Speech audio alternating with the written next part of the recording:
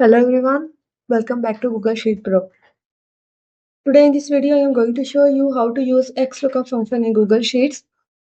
I want to find the employee details, department address and salary based on ID by using XLOOKUP function. Let's type the formula is equal XLOOKUP.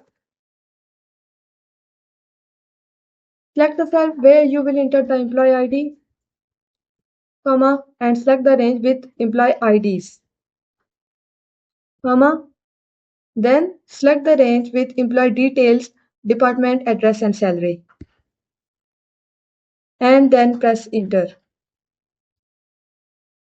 Enter the employee ID in cell 102. Now you can see XLOOKUP will then display the employee details for that ID in the selected cells. Let's change the ID.